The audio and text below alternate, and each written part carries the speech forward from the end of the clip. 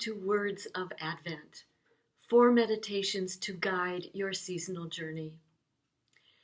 These Advent meditations explore the ways you are invited, even challenged, to grow in the season in which you find yourself right now.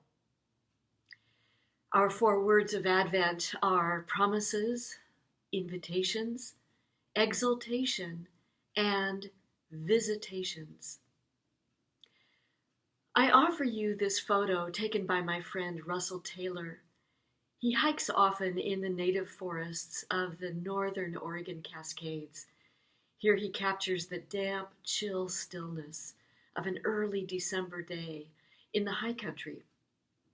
The trail and the fog and the chilly stillness seem to invite the traveler into an interior journey of stillness in a time of chaos, light in a season of darkness, and unexpected discovery in a season of exhaustion. I want to begin with the word Advent itself. Advent is an inviting word.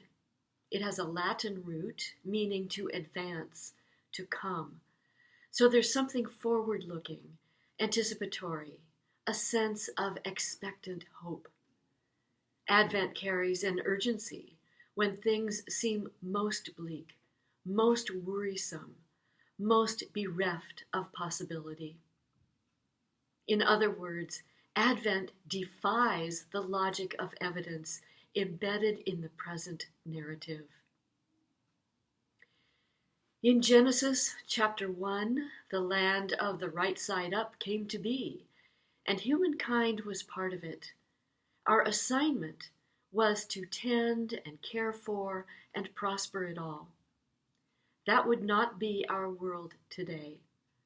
We seem to live inside a death wish, in the land of the upside down. But the part of us that doesn't want to die, that's the quiet spark of Advent, the spark of unreasonable hope. Humankind and all of creation groans and strains to live its original loveliness, strains to remember its original blessing of justice and generosity, joy and peace. We celebrate Advent because we know we have it in us to get the assignment right, to cherish what the Creator cherishes, which is everything and everyone. We yearn to participate in the unnameable good, which is immeasurably greater than us, and whose imprint defines our deepest self. Thankfully, this divine good has a hold on us, a hold on our personal and collective conscience, and our deepest, wordless intuitions. So let's explore our first word of Advent, promises.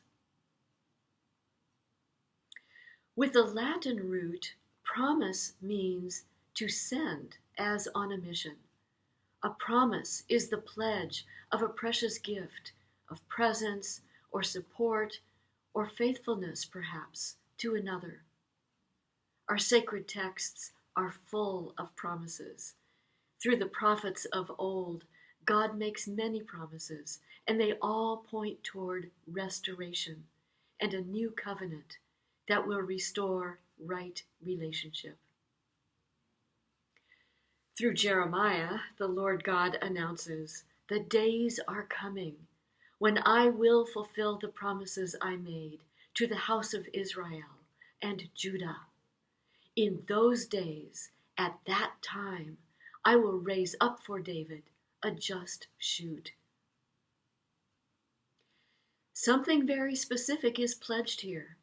The promise spurs us to pay attention, to notice, to look, and to expect that what is promised by the Lord God will be fulfilled. We can lean into these promises. In fact, our survival and the survival of humankind and of all creation depends on our leaning wholeheartedly into the promises of God. So why care about promises? Well, a promise pledged to you makes you real in the eyes of the one who makes the pledge. A promise invites you into your larger self, calls forth your hidden potential, and opens the way for new forms of emergence and growth.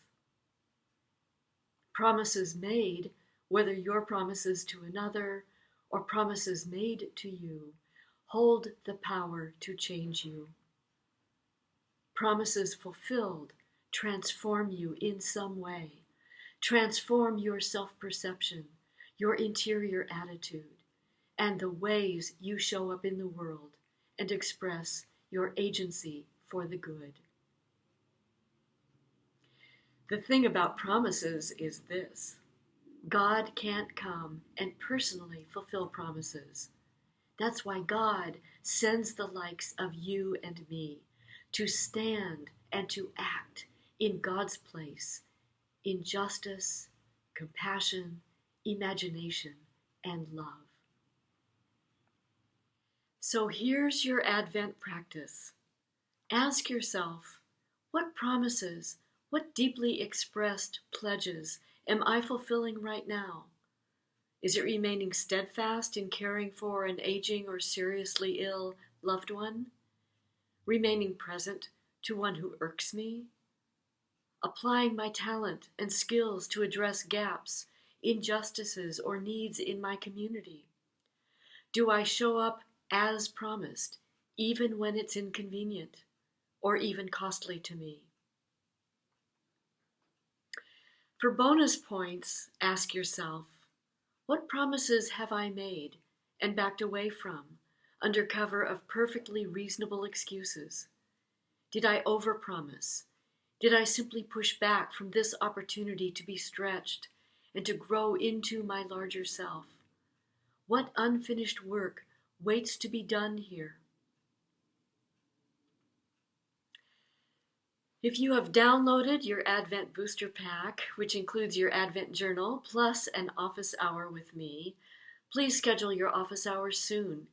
If you haven't downloaded your Booster Pack yet, it's waiting for you in the store. Our second word of Advent is invitations. Join me.